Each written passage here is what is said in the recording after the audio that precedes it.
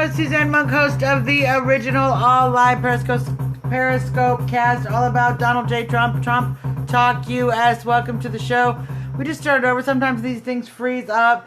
Periscope is not entirely as Trump-friendly. They're not Facebook. They're not fascist book, but, you know, we do what we can. Welcome to the show, you guys. It's been a great... You guys, we got the momentum going. I just have to say, it's been a great week in the Trump campaign. Don't let the news fool you.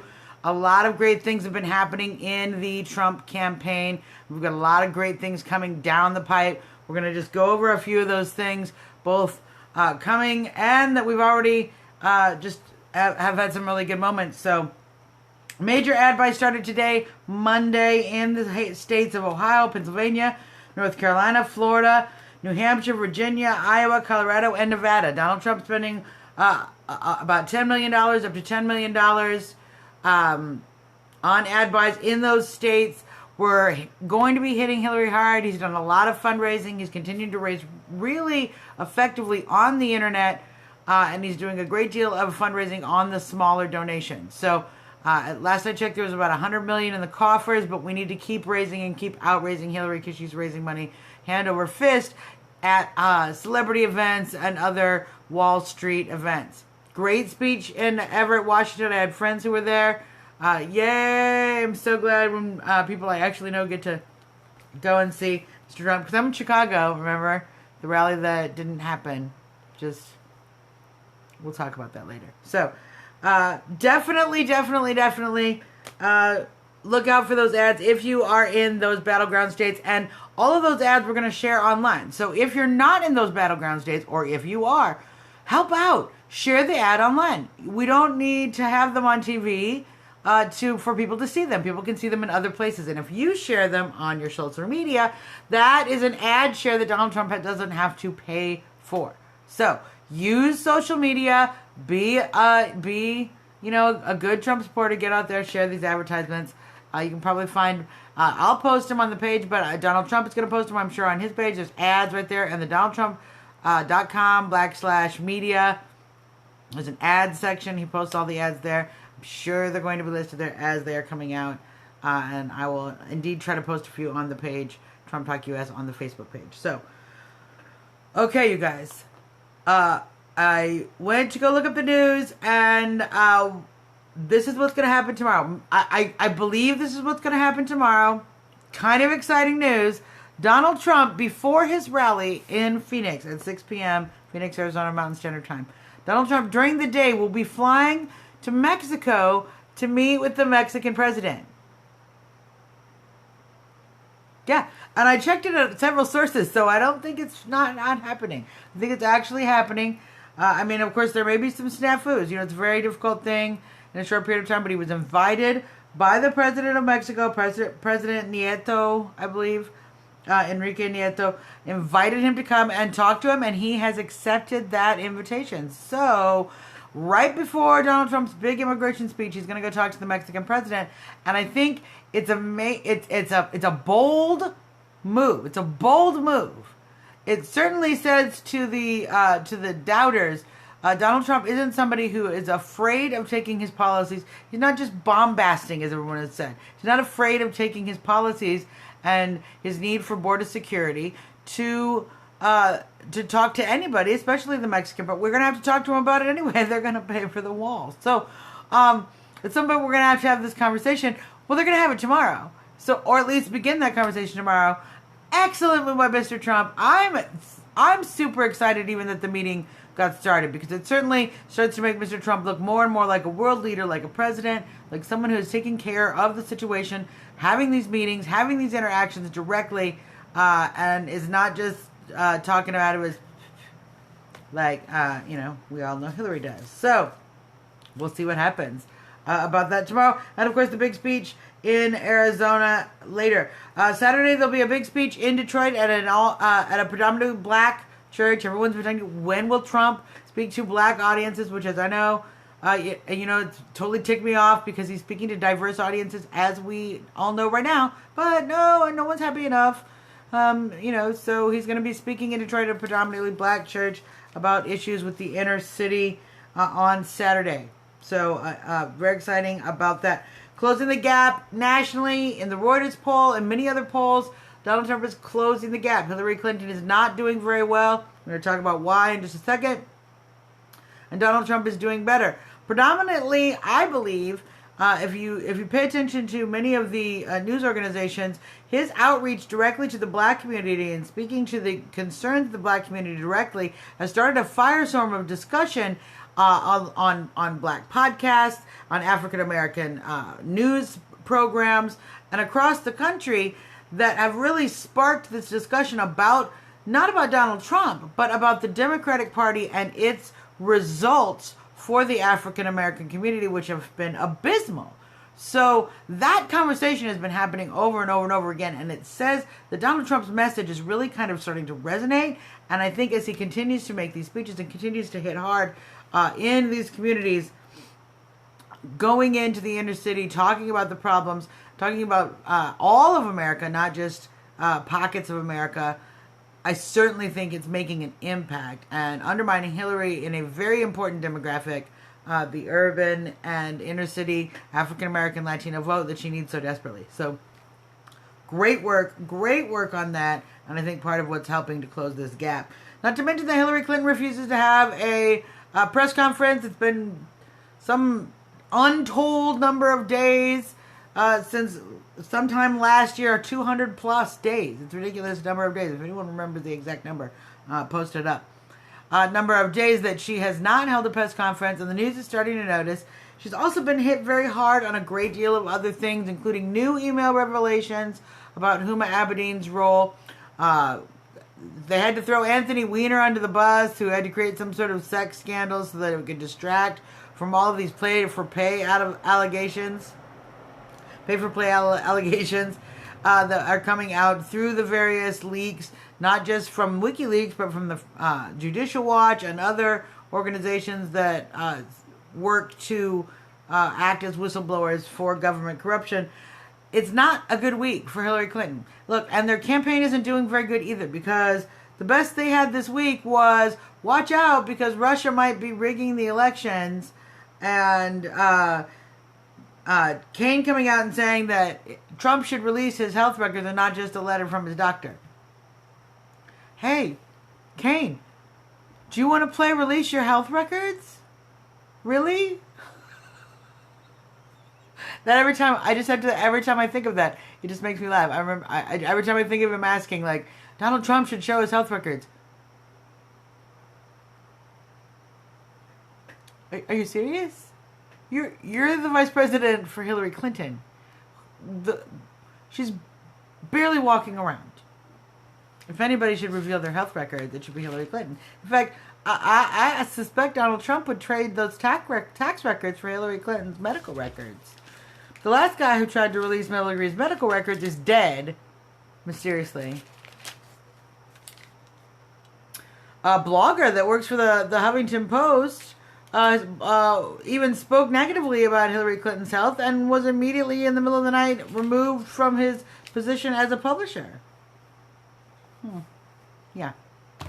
So, go ahead, Clinton campaign. Keep suggesting Trump release health records and tax records, and we'll just keep suggesting that you release health records and tax records from the Clinton Foundation.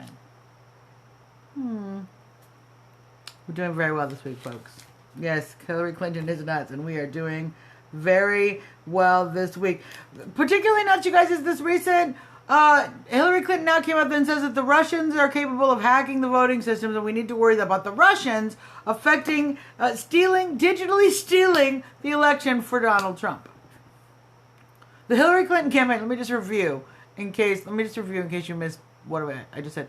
You're right, it's right now. Hillary Clinton just said that we need to worry that the Russians are going to hack the voting machines and steal the election for Donald Trump.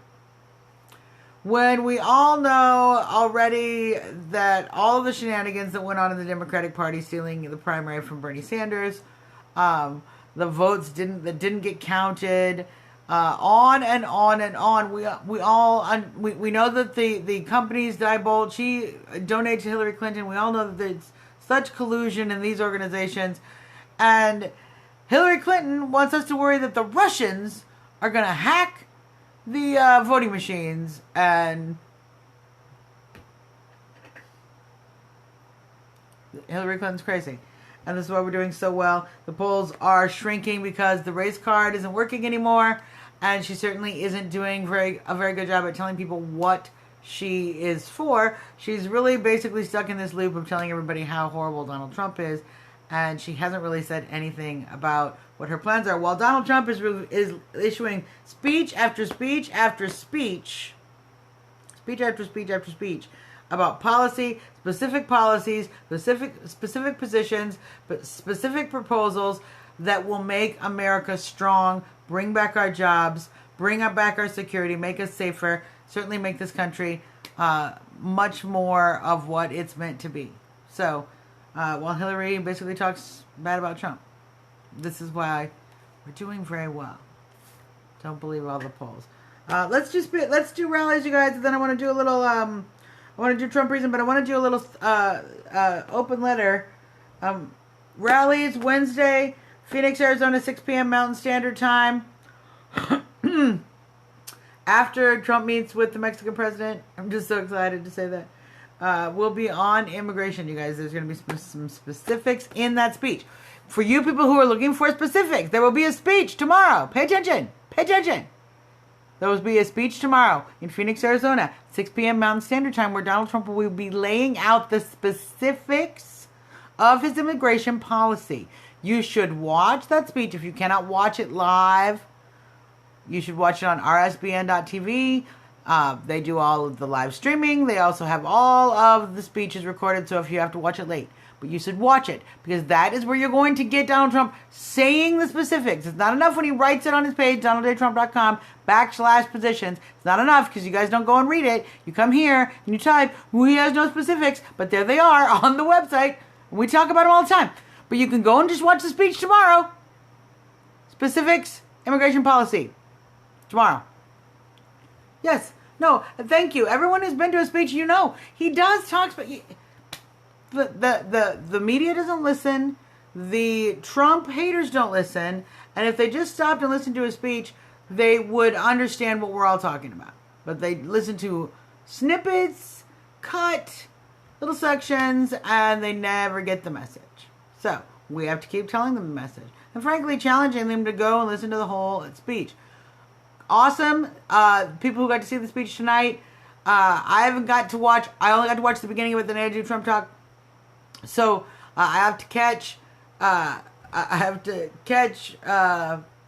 rest of it on rsbn.tv, as you all can, as well as the speeches coming up. So if you are going to a Trump rally, and you'll back me up, anybody who's been at a Trump rally, you'll back me up on this. If you're going, get there early. The lines are going to be long. Make sure you have your tickets in advance, and do not bring anything with you that you would not take on an airplane. TSA is doing security. Tell me I'm right. I know I'm right. So you don't have to tell me I'm right. But if you want to, you can tell me I'm right. It doesn't hurt. On Thursday, he'll be speaking in Wilmington, Ohio at noon. And as I said, there will be a speech on Saturday in Detroit. That time has not yet been set. Mike will be speaking in Sarasota, Florida on Wednesday. I think that was 2 p.m. or 6 p.m. I don't know. We'll talk. It's on donaldjtrump.com/schedule. Boom. Or you can just get the app. Let's talk about this for a second. Have you seen the America First app? Great. I love the America First app. All the information you need. You could actually gather most of the information I've gathered here today on that app. So go to the Google Play or the App Store. America First app. Download it. If you just want to make me happy and smile, what you want to do is you want to use my code, my invite code, because I'm inviting you right now, XZ3J7, and put that in the insert invite code, XG3J7, and that way I get points and I go up in the ranking, and it means nothing, but it makes me feel better about myself as a person for no reason whatsoever, other than I like random competition, and I like helping other people be able to get information about the candidacy of Donald Trump. So it serves two goals. Perfect. I want to say this, you guys. I'm here in Chicago. I know Donald Trump is coming to speak in Detroit. After this, we'll do question and answers. Donald Trump is coming to speak in Detroit, and I'm very happy to hear that because I know Detroit economically needs so much help. But I know there's been a great deal of shootings recently in Chicago and ongoing. We have such a huge problem with violence in Chicago, and Mr. Trump's been speaking about it in his speeches, and he did not attempt to make a speech here, a rally here, that was thwarted by the left and brown shirts and rioters and troublemakers and paid thugs and all of the above. So I will be issuing soon. I'll be issuing a video, an open letter to Mr. Trump, asking him to come back to Chicago. I know Herman Cain has also come out asking Mr. Trump to come back to Chicago, and I also will be making a video asking Mr. Trump to come back, to schedule a rally here in Chicago, to come back and speak on the violence and to speak on the need for law and order in this country and on the effects of supporting our police as opposed to demonizing our police. And I think there's no other place, so true, no other place more poignant to make such a speech, speaking about how we need to support our law enforcement to create the kind of community connection between law enforcement and the community that allows for safe, happy, healthy communities and the ability to police them and keep our officers safe as well. So I'm going to be calling out and asking Mr. Trump in an open letter to come to Chicago and deliver a speech on law and order and on the violence in our inner cities and what how he plans to help out. And I hope all of us pitching in together we'll make that happen, because my rally got messed up, you guys, and I really want to rally. What? Yeah. So that's that. Let's do question and answers. If anybody wants to ask any questions, I'll give you a minute to type up some questions. Can be good questions. It can be grumpy questions. I don't have any problem with haters' questions. So blindly support. That's not actually a question. See, the only request I have is that it actually be a question. So to start with a question word and end and with that little squiggle thing with the dot. That way I can answer. Otherwise, it's just a statement, and we're just kind of yelling at each other. A debate is you ask a question, I answer, and then I might ask a question, and you might come back and forth like that, and that way, and then see, but there's got to be a question. Otherwise, we're not really having a conversation. We're just kind of yelling at each other. So.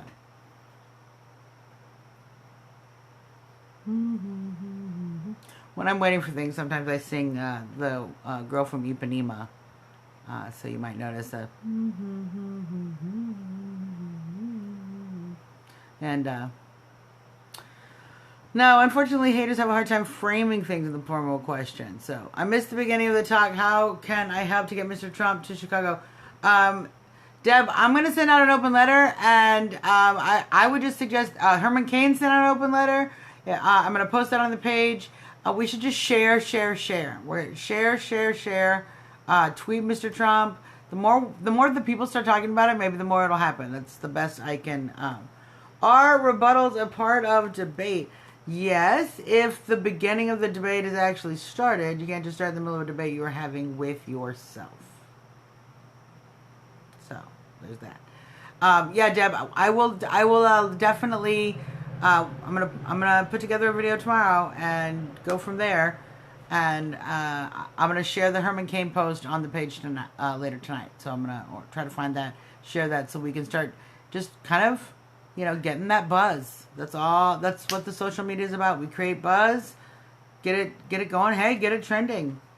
I don't know what will get trending, but I'll work on a hashtag, okay, and then we'll go from there. Thinking on this now, so no, so all right, we appreciate the haters and their effort. What he had asked me, what he had stated about what the rebuttal was about was, do I repeat everything that Donald Trump tells me? Donald Trump doesn't tell me to say anything. Actually, I have to do a lot of research and digging through the media to kind of get past the misinformation given by the media about Donald Trump. Which is one of the reasons I go to Donald Trump's website and repeat what he has said as that is his stated position, as opposed to whatever the media has spun. But I certainly do a shit ton of research on trying to sort out the rest of the media, which is so misleading and information. You have to read several different sources and find the commonalities and find the things that are likely true and can be verified by other sources that are less biased. It's a little bit of effort. So no, I don't just repeat everything Donald Trump says. I do a lot of work to try to make sure that what I'm telling you is happening is really happening. In fact, it doesn't say anything on Donald Trump's website about him meeting with the Mexican president. I actually had to read several different articles to verify that, in fact, that is a factual happening. So, do I pick the stance I like? Yeah, I pick the stance I like. I like a secure border. I like lower taxes. I want the regulations reduced. I want education to be local. I don't want to be an occupying force in foreign countries. I want other nations to stop ripping us off. I want our trade deals to be enforced fairly. Yes, yes. What's so ridiculous? Everyone wants to talk about, why would you support Donald Trump? Why would I support Donald Trump? Because he supports the policies that are going to make America sound, that have been the sound policies for America all along. But unfortunately, you've listened to politicians blow smoke up your backside over and over and over about what policies are convenient for them. And they just make it sound like, no, this is what's best for you. And it has nothing to do with my huge donors that just paid me a shit ton of money. And then they go up there and they do whatever they want to anyways. And then they come back and they go, we tried, but it was so hard. The other side stopped us. Both sides are taking money hand over fist from the same people. So, you know who's not taking money hand over fist? From the same people, Wall Street hedge funds, the big celebrities, the big banks, the lobbyists. It's Donald Trump. Most of his money is being raised by small donors, just like Bernie Sanders. And he's contributing a significant amount from his own funds to his own campaign. And funded his primary campaign on his own. He's not bought. That's what makes him different. But that's not my Trump reason of the day. So let's do that. Trump reason of the day. Trump reason of the day. That you guys never ever end with that. That's really cute. But hundreds of companies, small number of bankruptcies, you just gotta let it go. I mean, he's a very successful man, and it's on the books, and you just want to keep playing it. It doesn't make you look like you understand math. Proportionality. My Trump is the day. Donald Trump is a bold man. He is bold. He is someone who's willing to make bold moves. Bold moves like, I'm going to go see the president of Mexico and talk to him about the wall I'm going to make him pay for. Bold moves. Donald Trump is not afraid to stick it in the face of the media, to do the unexpected, to take the stance that is not popular, and to do it because he thinks it's the best thing to do. And we need that in a president. We need somebody who no longer is operating based on who George Soros calls and says is the best thing to do. We don't need anyone here puppets with puppet strings. We need bold leadership that is able to make bold moves and to speak strongly with other nations who will take advantage of us and continue to take advantage of us. And we need this so desperately that the country is in the world is in disarray. Economically, socially, physically, we have violence and terrorism going on everywhere because we don't ever want anyone leading. Obama's like, oh, we're just going to kind of wait out this terrorism thing and try not to have to deal with ISIS. It's ridiculous. We don't have anyone taking any manly action. And it's why, unfortunately, when Putin, who has, as we know, designs on global domination, does take strong action, people appreciate that and look towards that as leadership, because the only thing we are experiencing as leadership is not coming from this country. So we need somebody bold. We need somebody who is willing to defeat radical Islamic terror, because it is not Islam per se. It is radical Islamic terror. It is the people who operate and believe that that is all of Islam. It believe there is a large percentage of Islam that works in this way, that thinks that radical Islam is to dominate the world, and they're seeking to do that. And we have to be able to have somebody who's bold enough to talk about that openly and deal with the radical terror that's coming from these countries. So, I don't answer blather. We ignore. What's also great about this show, what I love about Periscope, is that they can ignore the people who just say random things that don't make any sense. And I can just chime in on the people who are smart enough to make things that either make sense or have normal discussion. So, some people are saying, Trump is going to lose in a landslide. No, the opposite will happen. And as the polls are more frequently showing, as I've talked about recently, Trump doing very well in the Romney states. If he adds to those states, Minnesota, Iowa, Florida, and Nevada, as he is doing within the margin of error in many of those states.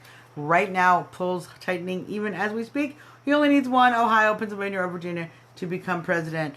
Don't believe the media, and certainly don't believe these never-Trumpers. They're the worst of the media. They're running ads in some of these battleground states against Trump.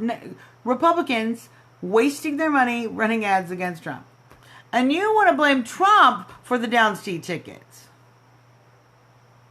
You guys, Trump's going to help you, the whole Republican Party landslide, and all of the Republican Party later is going to thank him. But they're not going to thank him when he comes up and make sure that they do their job, and it's not just the gravy train. So, it is what it is. It is what it is. Let's do Trump hotties, guys. Trump hotties. This is a celebrity edition of Trump hotties. There are, of course, as we know, some very famous people who have taken on the position in support of Trump. And some of them very beautiful women as well. This guy says I should stop spreading lies about the state of the race. You should do some research and actually learn about the state of the race, so then you'd understand what the truth is. See, I do the research, and you just come here and troll. You're probably paid by Hillary to do that. But see, unfortunately, I have a much higher IQ than you, and I actually do my homework. Yeah, Real Care Politics, that's where I researched too, boo. That's where I've looked at the map too. And that's where I've done all the research and followed. So you can pretend like you're reading the polls and you're getting all the information, but you just read the spin. I actually go in and click on the states, look at the individual polling, look at it over time.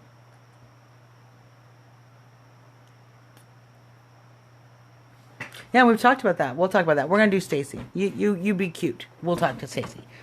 This is Stacey Dash. Stacey Dash, as you know, famous for the movie Clueless. Absolutely fabulous. Love her in that. She is a famous, well-known black conservative actress. Certainly has put her career on the line many times for her political beliefs. And has and stunningly beautiful. So, celebrity edition. She is our Trump hottie of the day. Now, since we got a hater on the line, sometimes it's fun when we have a hater on the line. We like to spend a little bit more time on this show and talk about the arguments the haters make. I don't know. Look it up. You guys know Google. You have time to dig around here. Go look it up. I don't know. She's doing other things.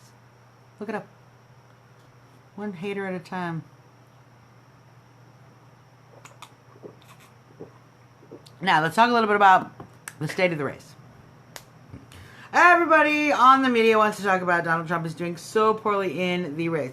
Unfortunately, it's not the case. And they're very happy to talk about it, but even they are unable to avoid talking about how they themselves are revealing that the race is not nearly as divided as they say it is. Pat Caddell recently, Democratic strategist, came out speaking about many of the polls and how they are being weighted Democratic, choosing to poll more Democrats than Republicans. A recent poll, actually, here's the thing. If you want an answer, you listen. Otherwise, I don't talk, okay? You don't ask questions over my answer. I'm going to answer my question, and then you get to ask the next question. But you don't get to ask questions over my answer, because that's not a conversation. So you want to be talked to, then you answer. Pat Caddell recently mentioning several polls weighting the number of Democrats in the poll. So if a poll has 70% Democrats, 30% Republicans, it's going to look as though the Democratic position is greater proportionally than it would in a 50-50 poll or a more balanced poll.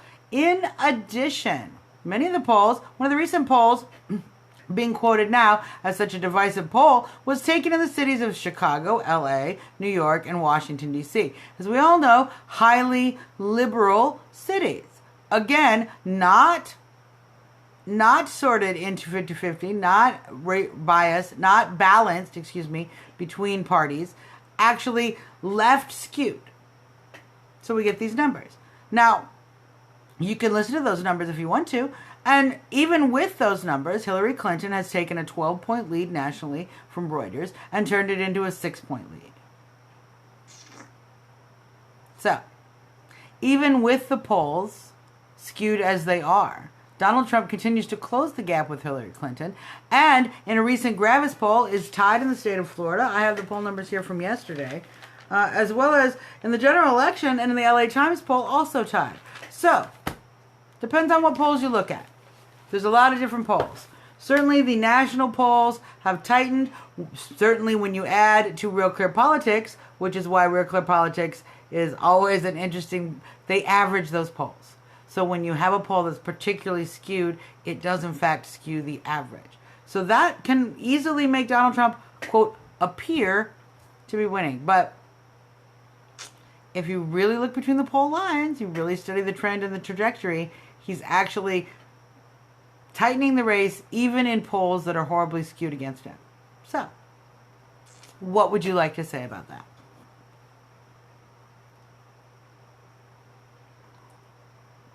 I'm waiting for her to type. Or him. Okay. Yeah. And I didn't even mention the reverse Bradley effect. So, it is what it is, you guys. Let's do this. We can continue this conversation. Trumpetarian on Twitter, at Trumpetarian on Twitter. You can send me an email, trumptalkus@gmail.com. You can, of course, see all of our back episodes, www.trumptalk.us. Those are all ways you can reach the show. I want to thank Michael Jonathan Lane from Like It or Not with Michael Lane, for doing an interview, talking about the show, helping to promote the show. He interviewed me tonight. He's going to be broadcasting that this weekend and next week, so I will share that on the page. It's really great when we have other podcasts cross-referencing and sharing and promoting and getting the message out there across the country. And so I will be glad to share that. I just wanted to send a shout out and a big thank you to Michael Lane. Just adore him so much. Such a great patriot. All right. That's our show, you guys. Once again, I want to thank you for tuning in. This is episode 89. We have had 89 episodes. Me and Little Trumpy. We're going to continue to come back and talk about the news. We're going to continue to tell you what's happening. We're certainly going to be back tomorrow to find out what's happening after Donald Trump has met with the Mexican president. What? Oh my gosh. And catch tomorrow's speech. Haters, catch tomorrow's speech. Watch Donald Trump, what he says is what he's going to do. Because if you watch what Hillary Clinton says she's going to do, it's ruin the country. So listen. See you guys later. Keep trumping.